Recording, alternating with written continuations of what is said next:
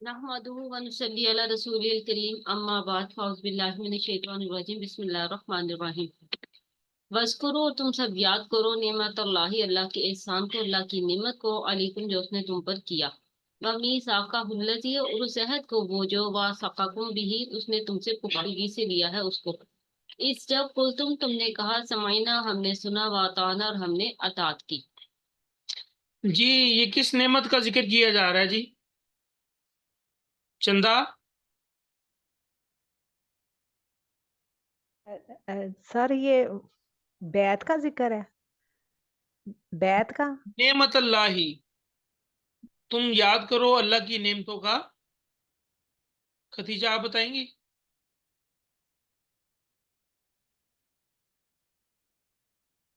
कल आप थी क्लास में? मुझे बताओ। ये बनो औस और बनो हजरत के से कहा जा रहा है कि तुम अल्लाह की नेमत को याद करो, जब तुम आपस में लड़ते झगड़ते थे तो अल्लाह ताला ने तुम पर एहसान किया और भाईचारे का सबक दिया तुम लोग आपस में। जी बिल्कुल ऐसे ही ये ओस और खदरत जो है वो दो कबीले थे मदीने के, वो आपस में लड़ते रहते थे। तो अल्लाह तबारक व तआला ने अपनी जो है ना एहसान से उनको भाई भाई बना दिया इस्लाम के जरिए। और आगे जो है वो जिक्र किया जा रहा है कि उस वादे का जो तुमसे पुख्तगी से लिया गया, जब तुमने कहा था कि हमने सुन लिया और मान लिया। ये जो है वो किस वादे के मुतालिक बात की जा रही है? चंदा।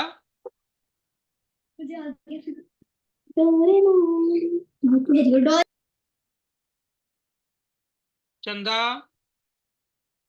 जी सर। ये किस किस वादे के मुतालिक बात की जा रही है?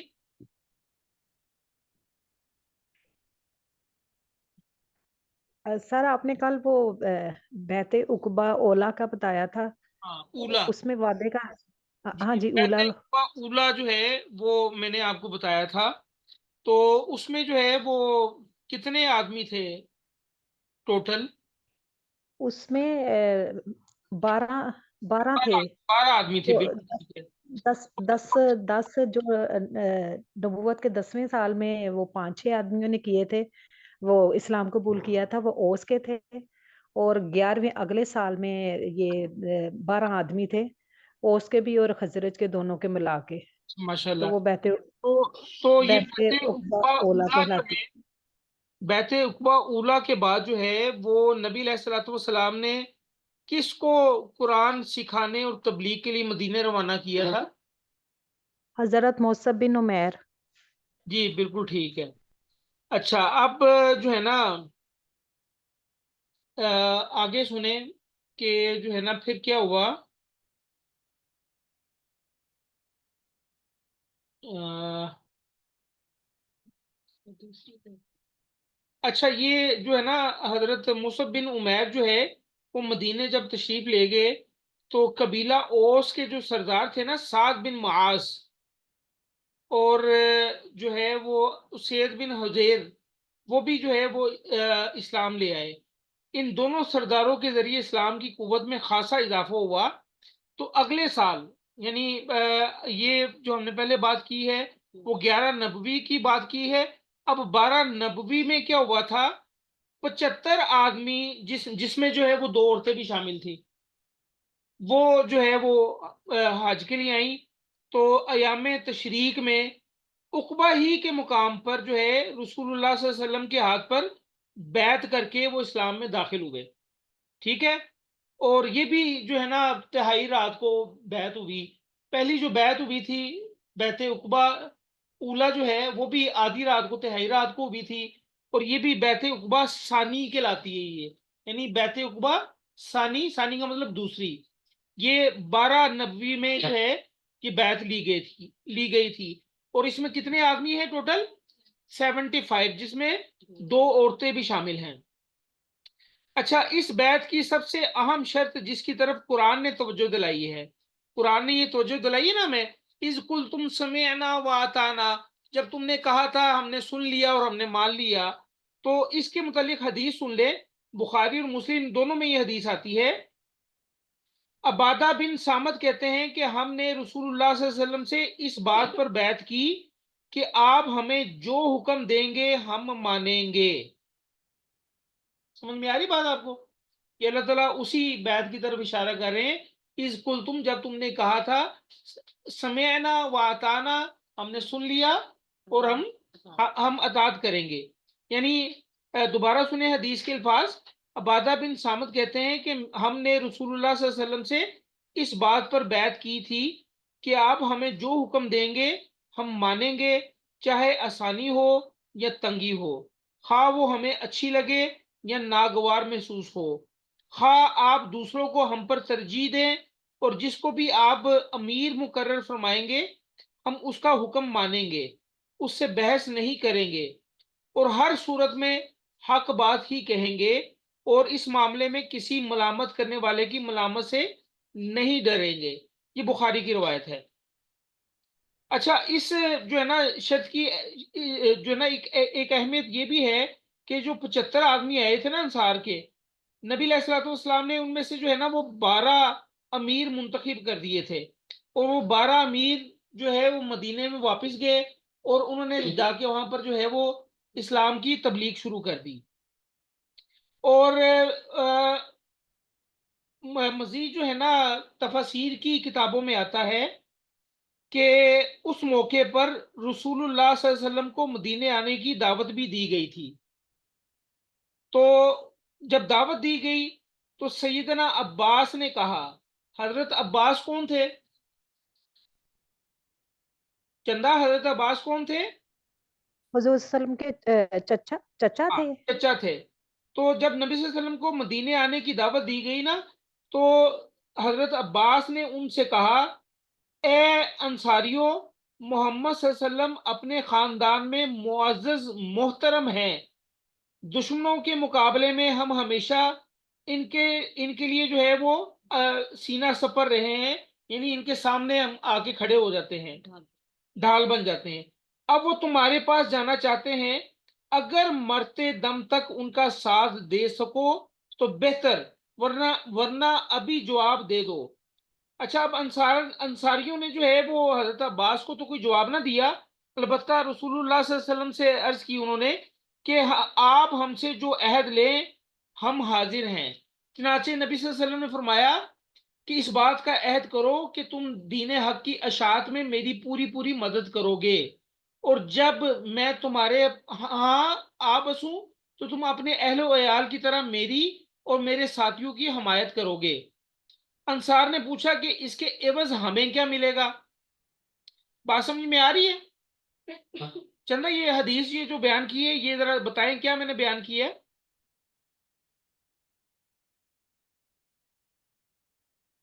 چندہ سن رہی ہیں آپ؟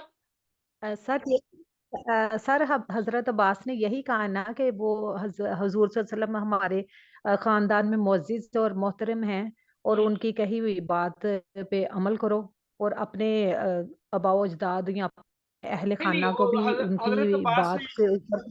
جی لائبہ بولو اونچی بات سے. جب انصاریوں نے آپ صلی اللہ علیہ وسلم کو دعوت دی کہ آپ مدینہ آ کے رہیں، تو حضرت عباس جو آپ صلی اللہ علیہ وسلم کے چچا تھے، انہوں نے کہا کہ آپ صلی اللہ علیہ وسلم ہمارے خاندان میں معزز و محترم ہیں، ہم نے ہمیشہ ان کے آگے ڈھال بن کے ہم ان کے آگے کھڑے رہے ہیں، تو یہ جب تمہارے یہاں آئیں گے تو اگر تم ان کا پورا مرتے دم تک ساتھ دے سکتے ہو تو ٹھیک ہے، ورنہ جواب دے دو. ورنہ ابھی جواب دے دو. بالکل ٹھیک ہے. تو انصاریوں نے حضرت محمد صلی اللہ علیہ وسلم کو کہا تھا کہ آپ ہمارے یہاں آئیں گے اور ہمیں بتائیں کہ ہم سے وعدہ لے لیں کوئی. تو آپ صلی اللہ علیہ وسلم نے ان سے کہا تھا کہ تم اس بات پہ وعدہ کرو کہ جب میں تمہارے یہاں آ بسوں تو تم دین حق کے شہر میں میری پوری مدد کرو گے اور اپنے اہل و عیال کی طرح میرا اور میرے ساتھیوں کا خیال رکھو گے. ہاں.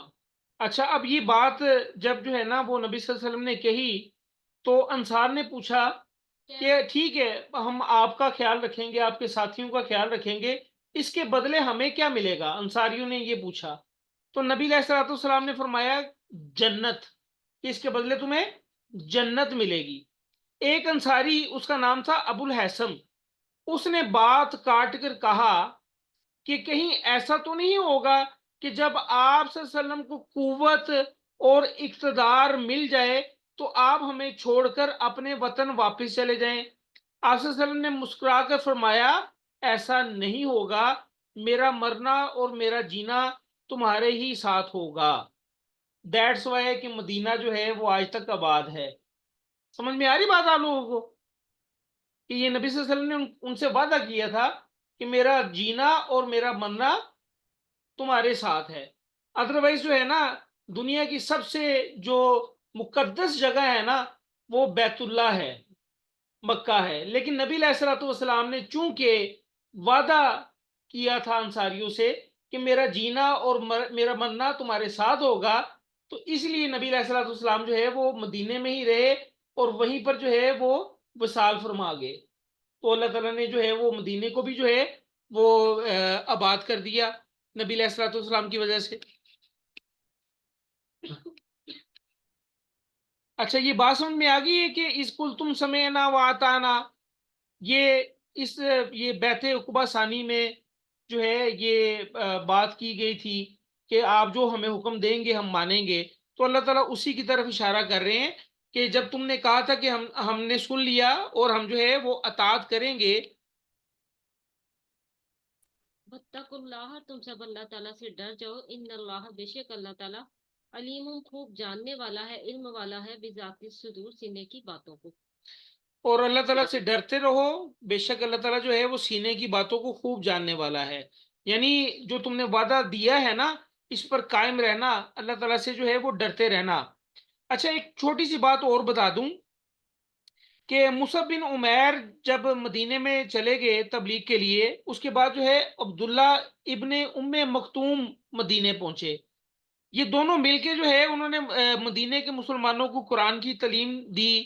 ان کے بعد جو ہے عمار بن یاسر، بلال بن رباح، سعد بن ابی وقاص مدینے پہنچے. اس کے بعد سیدنا عمر 20 مسلمانوں کے ہمراہ مکہ کے قریشیوں کو للکارتے ہوئے ہجرت کے لیے نکلے. یعنی حضرت عمر فاروق جو ہے وہ مکے میں للکار کر نکلے تھے کہ بھئی مجھے روک سکتے ہو تو روک لو. للکار کر انہوں نے ہجرت کی تھی اور 20 ساتھیوں کے ساتھ وہ ہجرت کے لیے نکلے اور مدینے پہنچے. اور آخر میں رسول اللہ صلی اللہ علیہ وسلم اور سیدنا ابو بکر جو ہے وہ مدینے تشریف لے گئے. تو یہ ساری سٹوری تھی، یہ ساری کہانی تھی، یہ ان آیات کے پیچھے. آگے چلتے ہیں، آگے کیا فرمایا جا رہا ہے. یا ایھا الذین آمنو، اے لوگو جو ایمان لائے ہو، کونو، تم سب ہو جاؤ، قوامین، قائم رہنے والے، للہ، اللہ کے لیے، شہداء، گواہی دینے والے، بالقسط، انصاف کی.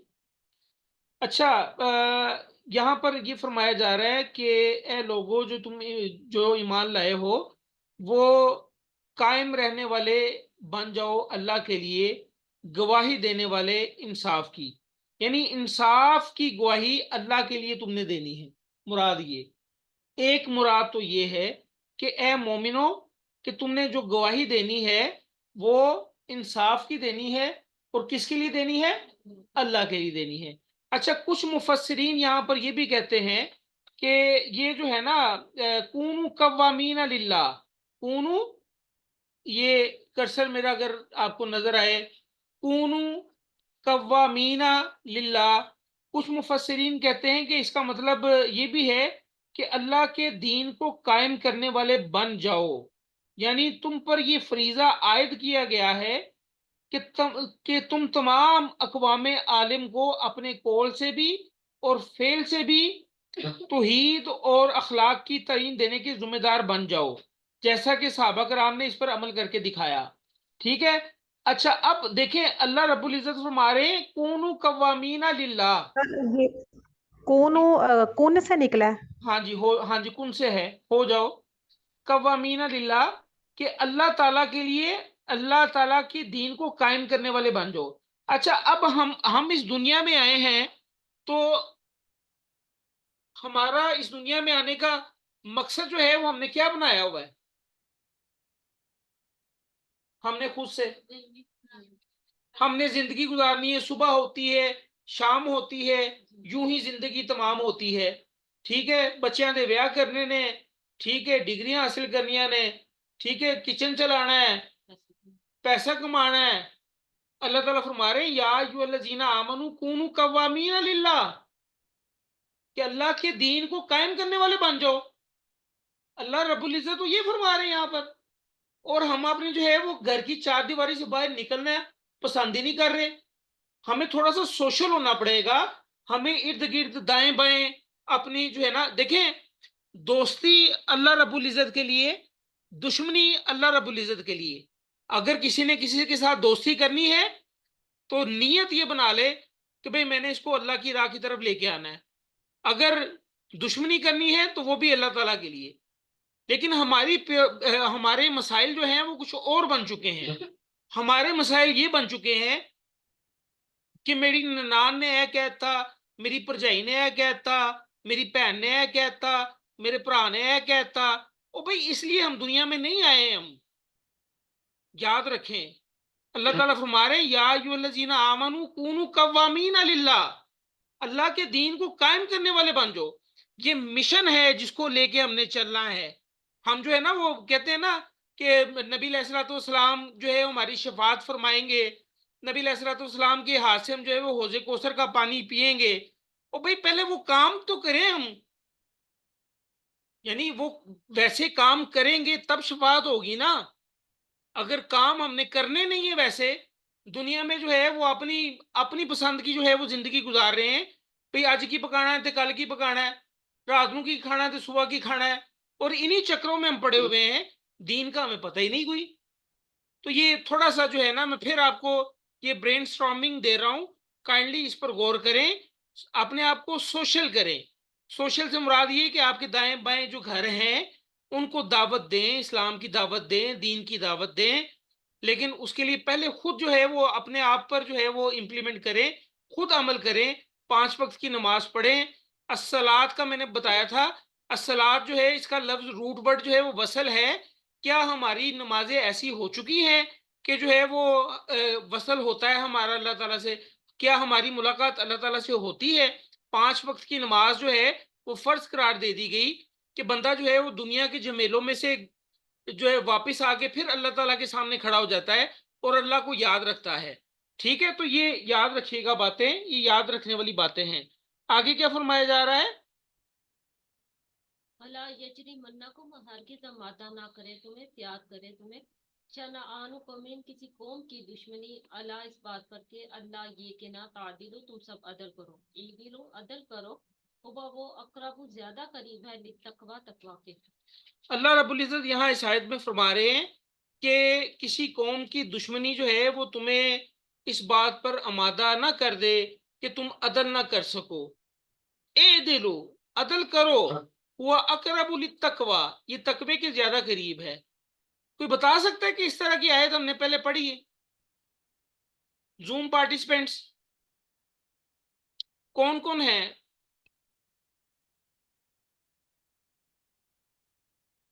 اینی، چندہ، آئی فون، یہ تو بابی ہیں، شاہد، باجی نبیلہ،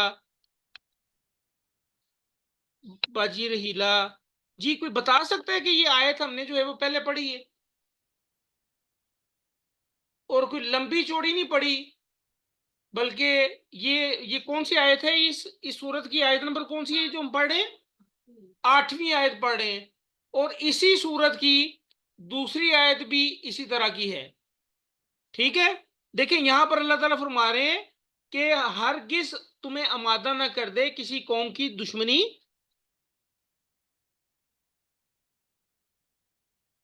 کہ ہرگز جو ہے تمہیں آمادہ نہ کر دے کسی قوم کی دشمنی کہ تم عدل نہ کر سکو. اعدلو، عدل کرو، وہ اقرب للتقوی، یہ تقوی کے زیادہ قریب ہے. اچھا، یہ ایک آیت یہ ہے، یہ 8ویں آیت ہے. اس کو میں نے یہ چھوٹا کر دیا تھوڑا سا. اور ایک آپ یہ ذرا دیکھیں، یہ آیت نمبر 2، یہ آیت نمبر 2 ہے اسی سورت کی. یہ آپ کے سامنے، اس کو میں کچھ یوں کرتا ہوں،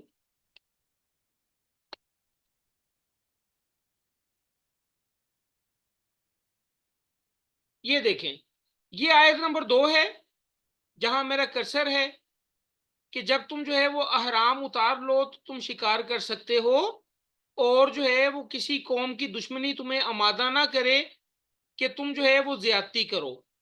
یہ کس کانٹیکس میں بات ہوئی تھی؟ کسی کو یاد ہے؟ आयत नंबर 2। बाजी नबीला, चंदा, क्या हो गया मेरी बहनों को आज? सारी माशाल्लाह स्मार्ट हैं। जी बताओ ऊंची आवाज से, हाजिर ऊंची आवाज से बताना है। ये जब वो उम्रे के घर से गए थे हजरत मदीना के बाद मुसलमान पहली बार, तो मुशरिकीन मक्का ने उन्हें तवाफ नहीं करने दिया था। हुदैबिया के मुकाम पर रोक दिया था। हाँ जी, और उन्हें तवाफ नहीं करने दिया था। फिर हजरत उस्मान गए थे तो उन्हें कहा था फिर हाँ ठीक है, ये सुना आपने? हाजिर की बात सुनी है? समझ में आई है आपको बात? जी आवाज आ रही मेरी? जी सर आ रही है। हाँ, तो हाजिर ने जो बात की है वो समझ में आई है आप लोगों को?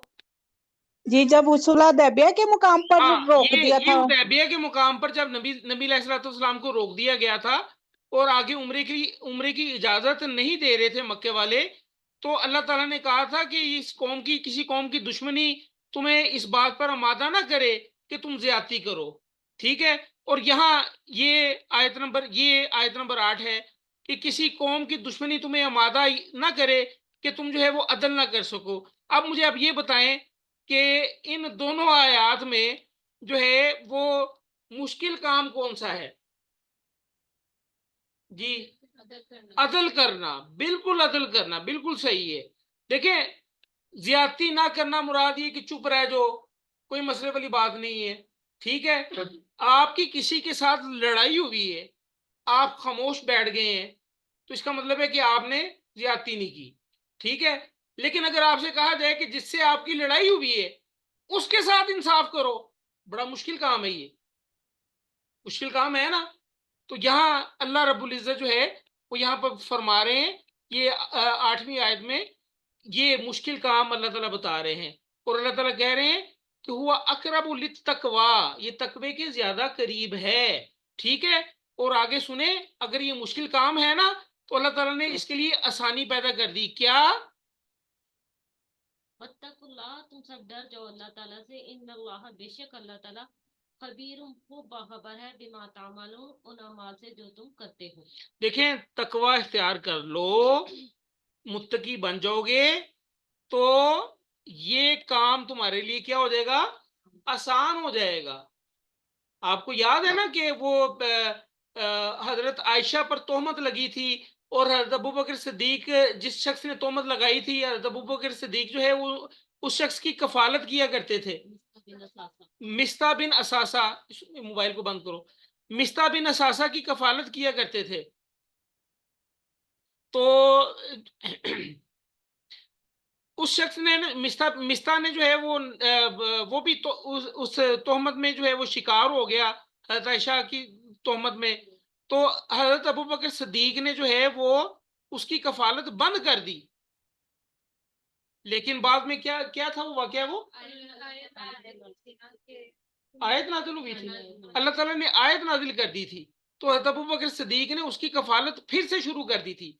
ये है असल मसाइल कि भाई हमारी बहन ने, हमारे भाई ने हमारे साथ ज्यादती की, लेकिन हमने उसके साथ ज्यादती नहीं करनी, बल्कि क्या करना है? अदल करना है, इंसाफ करना है उसके साथ।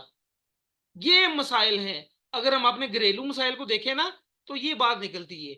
वैसे तो ये ओवरऑल पूरी एक जो है वो एक कह लें कि एक स्टेट के लेवल की बात की जा रही है, लेकिन इंडिविजुअली भी इसको आप जो है अप्लाई कर सकते हैं।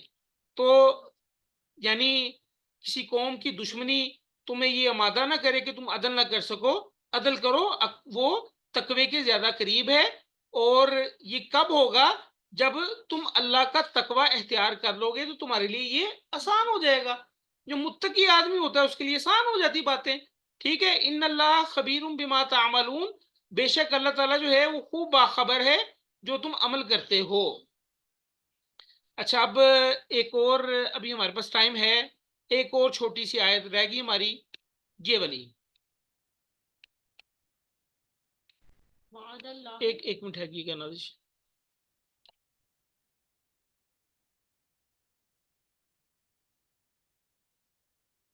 जी, वादा किया अल्लाह ताला ने, अल्लज़ीना आमानू, उन लोगों से जो ईमान लाए हैं, وعامل الصالحات انہوں نے نیک اعمال کیے ہیں لہم ان کے لیے مغفرات و مغفرت کا و اجر عظیم اور اجر عظیم کا. اچھا اب یہاں پر جو ہے نا دو طرح کے اعمال کا ذکر ہے. وہ دو طرح کے اعمال کون سے ہیں؟ کون بتائے گا؟ باجی نبیلہ آپ بتائیں مجھے.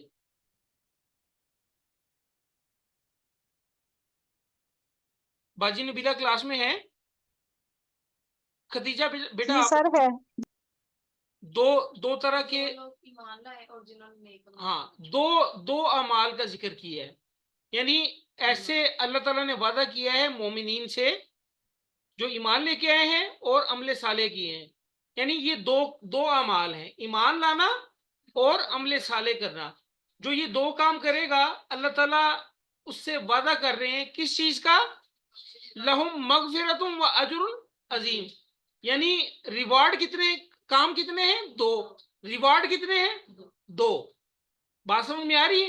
تو یہاں پر بعض مفسرین کہتے ہیں کہ ایسا شخص جو ایمان لے کے آ گیا لیکن اس نے عمل صالح نہیں کیے، اللہ تعالیٰ اس کو بھی جو ہے وہ معاف فرما دیں گے. ٹھیک ہے، اللہ کی ذات جو ہے نا وہ ہے نا، ایک حدیث میں آتا ہے کہ میں اپنے بندے کے گمان پر ہوں. اللہ تعالیٰ فرماتے ہیں میں اپنے بندے کے گمان پر ہوں. جیسا میرا بندہ میرے متعلق گمان رکھتا ہے نا، میں اس کے مطابق اس کو ٹریٹ کرتا ہوں. اللہ تعالیٰ یہ فرماتے ہیں. ٹھیک ہے، تو ایمان لے آیا عمل صالح نہیں کیے تو اللہ تعالیٰ اس کو بھی معاف کر دیں گے. لیکن اجر عظیم کس کو ملے گا؟ جو ایمان لانے کے ساتھ ساتھ نیک عمل بھی کریں گے. ربنا تقبل منا انک انت السمیع العلیم وتب علینا انک انت التواب الرحیم. جی یہاں پر ہم یہ اس کو ختم کر رہے ہیں سیشن کو. کوئی بات آپ نے کوئی کوشچن کرنا ہے تو آپ کر سکتے ہیں. اللہ تعالیٰ جو ہے ہماری اس چھوٹی سی کاوش کو قبول کر